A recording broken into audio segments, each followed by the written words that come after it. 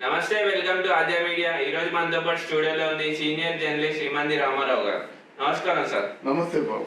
శోభన్ బాబు గారు అండ్ దాసరి నారాయణ గారు ఇద్దరి స్నేహం ఎలాంటిది సార్? అంటే బాబా బాబా అని పిలుచుకునే అంత చనువు వాళ్ళకి ఎలా ఏర్పడింది? అంటే ఇక్కడ దాసరి నారాయణరావు గారు మొట్టమొదటి సినిమా ప్రతాప్ ఆర్ట్స్ రాఘవ మొన్న చనిపోయాడు. ఆయన 104 సంవత్సరాలు బ్రతికాడు.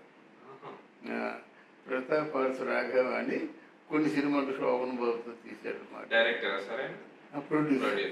ఇక్కడ మన ఫిల్మ్ నగర్ వెళ్ళేటువంటి ఉంటుంది, అప్పులో ఉంటుంది అన్నమాట, కుడి చేతి వైపు ఉంటుంది. అక్కడే డబ్బింగ్ థియేటర్ ఉండేది. 104 సంవత్సరాలు బ్రతికాడు ఆయన.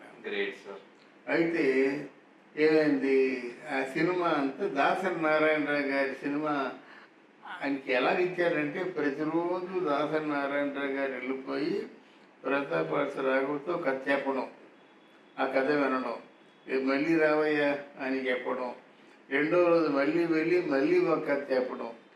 అలాగా 200 రోజులు వెళ్ళాడు దాసరి నారాయణరావు గారు. తెల్లవారుజామున 4 గంటలకు 5 గంటలకు 8 గంటలకు వెళ్ళడం, కథ చెప్పడం.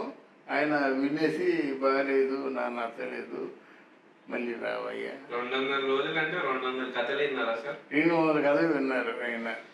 దాంతో ఇంకా ఆయనకి విసిగిపోయాడు మాట. విసిగిపోయిన తర్వాత ఇప్పుడు ఎందుకంటే దాసరి నారాయణరావు గారు ప్రతాప్ రాఘవం మీద ఆశ పెట్టుకున్నాడు. ఇన్ని రోజులు ఆ ఆశతో తిరిగాడు. ఇప్పుడు ఈయన కాకుండా ఇంకొకరి దగ్గరికి వెళ్ళినట్టయితే మళ్ళీ ఇంకో 200 రోజులు అవుతాయేమో భయం. అందుకని మొత్తం ఎలాగైనా పట్టుదలగా ఆయనకైతే కథ ఓకే అనిపించుకుంటే సినిమా వస్తుంది కదా అనే ఉద్దేశంతో దాసరి గారు వెళ్ళి చెప్పడం మొదలుపెట్టారు. మొదలుపెడితే ఆ కథ కొంచెం దాంట్లో పడుతుంది, కానీ ఇంకా బాగుండాలయ్యా, కథలో పట్టు ఉండాలి అని అంటాడనమాట. పట్టు బాగుండాలి అంటాడనమాట. అనేసరికి మొత్తానికి ఒక వారం రోజుల్లో కథ బాగా ఆయన ఇటు అటు ఈ కోస నుంచి ఆ కోసకి, ఆ కోస నుంచి ఈ కోసకి ప్రచారం చేస్తుంటాడనమాట. అలాంటిది చెప్పని కూర్చునిపోయి తిరగొద్దు, నేను కూర్చుంటాను, నువ్వు కూర్చొని చెప్పు కదా అని చెప్పేసరికి చెప్పాడు. బాగుందయ్యా, ఆ మొదలెట్టదు సినిమా అంటే ఇంకా ట్రీట్మెంట్ రాయాలి కదండి, డైలాగ్స్ రాయాలి కదంటే ఏ ట్రీట్మెంట్ ఏ డైలాగ్స్ వెంట మొదలెట్టదు కదా పెద్ద. నీకే ఏముంది ఆ పని మీద ఉన్నాడు, నువ్వు ట్రీట్మెంట్ ఏముంది, ట్రీట్మెంట్ రాసే సినిమా తీసేద్దాం, సీన్స్ ఎన్నో ఆన్లైన్ ఆర్డర్ రాసి అంతా కలిసి 1 రోజులు, మనకి ఆర్టిస్టులు డేట్లు కావాలన్నా 1 రోజు పడుతుంది కదా, 1 రోజుల్లో సినిమా మొదలెట్టేద్దాం అని ఆశ్చర్యపోయినాడు అన్నమాట.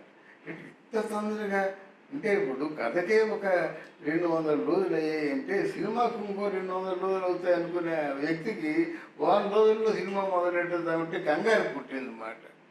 కంగారు పుట్టి సరే ఆయనకి ఏముంది, ఆఫీసులోనే హోటల్లో తీసి ఇవ్వరు కదా, ఆయన ఒక్కడు మంచి రైటర్, బాగా ఫాస్ట్గా రాస్తారు దాసరి నారాయణరావు గారు.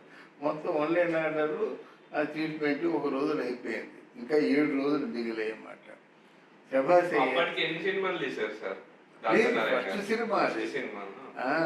సినిమాకి డైరెక్షన్ చేస్తూ రైటర్గా కొన్ని సినిమాలు చేశారు, రైటర్గా డైలాగ్ రైటర్గా కొన్ని సినిమాలు చేశారు, కానీ డైరెక్షన్ ఇదే ఫస్ట్ టైం అన్నమాట. దాసరి నారాయణ గారు ఎవరిద్దరు కూడా డైరెక్షన్ చేయలేదు, అలాగే అరకొరగా ఉన్నారు. ఆ లక్ష్మీ దర్పక దగ్గర, కేఎస్ఆర్ దాస్ దగ్గర, బివి ప్రసాద్ దగ్గర విన్నైట్ చేశాడు, కానీ అంతా పట్టుబట్టి క్లాప్ కొనడం, ఎడిటింగ్ నోట్స్ రాయడం, ఇలాగా లెబోరియస్ జాబ్ ఏమి చేయలేదు ఆయన. ఆయన అనుకున్న ప్రకారం 2 రోజుకి ట్రీట్మెంట్, ఆన్లైన్ ఆర్డర్ అంతా అయిపోయింది అన్నమాట. సినిమా స్టార్ట్ చేసుకోవచ్చు. స్టార్ట్ చేయొచ్చు అంటే ఇక ఆయన శోభన్ బాబు ఫోన్ చేశాడు. ఫోన్ చేస్తే శోభన్ బాబు కారేసి వచ్చేసాడు. శోభన్ బాబు ప్రతాప్ ఆర్ట్స్ రాఘవ తాలూకు సినిమాలు కొన్ని పనిచేశాడు. జగత్ జంత్రీలు, జగత్ జట్టీలు, సినిమాలు జగత్ కిలాడీలు ఇవన్నీ శోభన్ బాబు చేశారన్నమాట.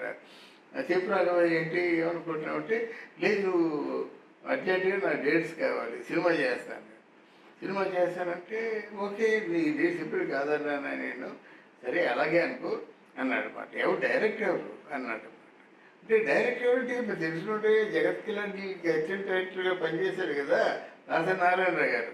ఆయన ఆ అబ్బాయి చేస్తున్నాడు డైరెక్టర్. కాసేపు అలా గుండిపోయాడు. అంటే సినిమా కట్టి డైలాగ్ డైరెక్టర్గా పనిచేశారు. డైలాగ్ ఇది బాగానైతే ఇంకోటి మార్చుకోవచ్చు. డైరెక్షన్ ఎలా మార్చుకుంటాం? అదే నిజంగా అంటున్నావా జోక్ చేస్తున్నావా? లేదు నిజంగా అంటున్నాను నేను. అబ్బాయి కథ అద్భుతంగా చెప్పాడు. అందులో చాలా మంచి క్యారెక్టర్ ఉంది, నువ్వు చేయాలి. నాకు ఈ సరికి వదిలేసాను నన్ను. మళ్ళీ ఇంకో సినిమా చేద్దాం కానీ ఈ సినిమా మాత్రం వదిలేసాను. అదేంటిది నేను పిలిచి అడిగితే నువ్వు సినిమా వదిలేమంటావు ఏంటి? లేదురా నువ్వు అలా పట్టుదల పట్టకు కానీ కరెక్టేడు. నీ నిర్ణయం తప్పని చెప్పడం లేదు, బట్ నాకు ధైర్యం ఉంటాను కదా.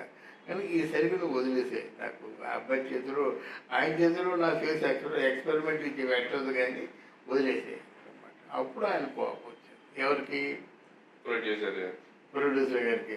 ఒక కోతి ఇలా అంటాడు, ఒక కోతి పిల్లలు పెట్టి సినిమాని 200 రోజులు ఆడిస్తాను పో అన్నాడు. ఏంటి ఇలాగన్నాడు? అయినా సరే నువ్వు ఎవరిని పెట్టినా సరే నాతో నేను నీ సినిమా చేయనంటే నువ్వు అనుకోవాలి. నువ్వు రెండో సినిమా నువ్వు ఎవరు పెట్టి డైరెక్షన్ చేస్తాను. ప్రస్తుతానికి నాకు సినిమాలు ఉన్నాయి, కమిట్మెంట్ ఉంది, కొత్తలతో చేసేంత ధైర్యం నాకు లేదు అంటే. అయితే సోమబాబులో తెలివితేటలు ఈ అవతల వాడు ఎంత కోపడినా నరికేస్తానా నవ్వుతాడనమాట. నరికిద్దు, తర్వాత తీరుపట్టుగా నవ్వుతూ, కానీ ఇప్పుడు మాత్రం కొంచెం ఆలోచించు. నన్ను కూడా అర్థం చేసుకోవాలి కదా. అంత స్మూత్గా మాట్లాడి వెళ్ళిపోతారనమాట. వెళ్ళిపోయిన తర్వాత దాసరి నారాయణరావు దగ్గరికి వచ్చి, ఏమయ్యా నీ కథ రాజబాబుతో పనిచేస్తుందా అంటే? పనిచేస్తుందండి. అంటే నీకు నేను కోతి పిల్ల అన్నానని రాజబాబుని తీసుకొస్తున్నాను, మరి నీ సినిమా కథ సూట్ అవుతాడా? ఎవరి చేతనే చేయించుకుంటానండి.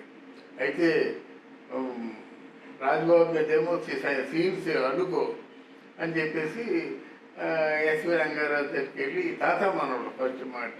తాతేమో ఎస్వి రంగారావు, మనవడేమో రాజబాబును. అయితే సినిమా చేశారు. సినిమా చేస్తున్నగా ఎస్వి రంగారావు గారికి దాసరి నారాయణరావు గారు వాళ్ళిద్దరూ ఒకే సామాజిక వర్గం అన్నమాట. అందువల్ల వాళ్ళకి ఒక బాండింగు, అండర్స్టాండింగు. ముఖ్యంగా దాసరి నారాయణరావు గారు అంటే ఆయనకు ఒక ప్రేమ ఏర్పడింది అన్నమాట. కుర్రాడు పైకి వస్తాడు తప్పకుండా, కులస్తులని కాకుండా పట్టుదల కలిగి టాలెంట్ ఉందని చెప్పేసి సినిమా చూశాడు. చూసిన తర్వాత కృష్ణ గారు సినిమా 100 రోజులు కాదయ్యా 200 రోజులు ఆడుతుంది చూడు అంటే. అదే అది కోరుకుంటుంది, అదే కోతి పిల్లలు తీసుకొచ్చి 200 రోజులు ఆడిస్తాను కదా, అది నిరూపించుకుంటాను అని చెప్పేసి ఆడుతుంటే ఓ బ్రహ్మాండంగా సెలవు జూబిలి అయిపోయింది. దగ్గర సంవత్సరం ఆడేస్తుంది అన్నమాట. ఓ ఊరు వల్ల మొత్తం ఊరేగింపులు ఫంక్షన్లు జరుగుతున్నాయి అన్నమాట. అప్పుడు శోభన్ బాబు దాసరి నారాయణరావు గారు పిలిచారు.